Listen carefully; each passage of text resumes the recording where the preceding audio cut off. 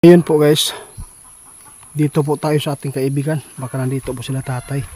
Mayroon po tayong sangguni sa kanila. Kung maganda po ba yung gamit po sa libon po ng kawayan. Magtatanong lang po tayo guys. Kung ano man po ang kanilang maipaabot ay magpasama po tayo sa kanila para po ay ituro kung saan po yung libon ng kawayan para po makuha natin, kasi marami po tayong subscriber na nag request po nito kung ano po ba talaga ang katotohanan. Tay, ay salamat, nandito si tatay. Tay, meron lang po akong gustong malaman. Totoo po ba yung libon ng kawayan, tay, na gamit? Ano po ba ang taglay po yan? Laka, totoo yan, tay. Guys, napakaganda po talaga yan na gamit. Kahit po sa gera, magagamit yan. Ano pa? O sige po, okay lang po. Sige. Guys, hindi ko na lang babanggitin ha. Tay, pwede po ba ako magpasama sa iyo at maituro po ninyo yung mabisa ng mga gamit po ng sinasabi po ninyo na libon din? Hindi ko po talaga yan na hanap pa, kasi meron po akong mga subscriber, hindi ko po talaga sila tinugunan. Yung isa lang natugunan ko ngayon kasi po gusto po daw niyang kumuha yung tinatawag na libon ng kawayan. Ano po? Totoo yan, malakas po yan doon sa kinukuhaan ko ng bulaklak.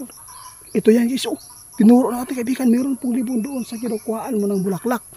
Dapat po yung namumulaklak na kawayan, yun po daw ang dapat po natin kunan po ng libon, dahil po ay malakas at mabisa po yan. Lahat po may totoo po talaga tayo.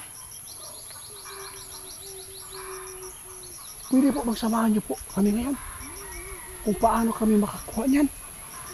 Kasi po yung sa atin ay sinukuan lamang. Ay ito na. Magagamit po ba natin yan tayo? Kahit ako ay magdadala po niyan. Salamat po sa inyong pagpapaabot din ha. Bro Isidro Ramir, salamat po sa pag chat mo. Ito po, natugunan ko na po. Sinangguni ko na si tatay kung totoo po ba talaga na may kapangyarihan yan, kung may taglay na lakas. Ngayon po guys, nandito si tatay, sasamahan po tayo para manguha ng libon ng kawayan. Ito po yung sinabi po ng ating subscriber. Marami po nag-order nito. Hindi ko lang tinugunan kasi po napakarami naman po yung kawayan doon sa amin. Ang nakaswerte lang po sa lahat po ng gusto manguha, yung may bulaklak po daw na kawayan, doon po kayo mangunguha. Kasi doon po talaga magsama-sama po daw yung taglay po na lakas. Kaya abangan na lang po ninyo guys ha. Ngayon, magpasama tayo kay tatay para po ay maghanap po tayo ng libon ng kawayan. Ibig sabihin ng libon ng kawayan guys, walang butas, no? Walang butas po na makikita po ninyo. Na parang may lahat parang kahoy lang po siya, no?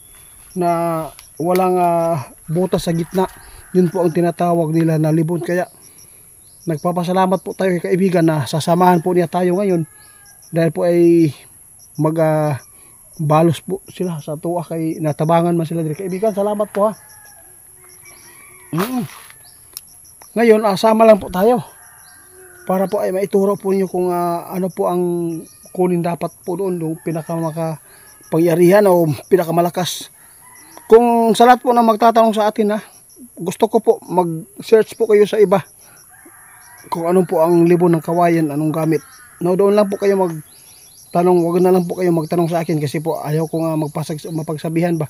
Kasi po nandito na sa atin, tapos yun ang gagawin ko nga pagpaabot sa inyo, tapos baka sabihin po inyo, porket meron kami, ay ipinagmamalaki na namin yung mga taglay niyan. Hindi po ha, kayo lang po humusga. Basta na punta natin si kaibigan para masigurado na pinapabayaan ko lang po talaga. Marami akong nakikita ng mga libon na kakaiba. Talaga ang mga purma nito guys. Kaya salamat po sa lahat po ng magkuha nito, no. Tay, sasama po tayo ngayon tayo. Hanggang dito lang muna kaibigan.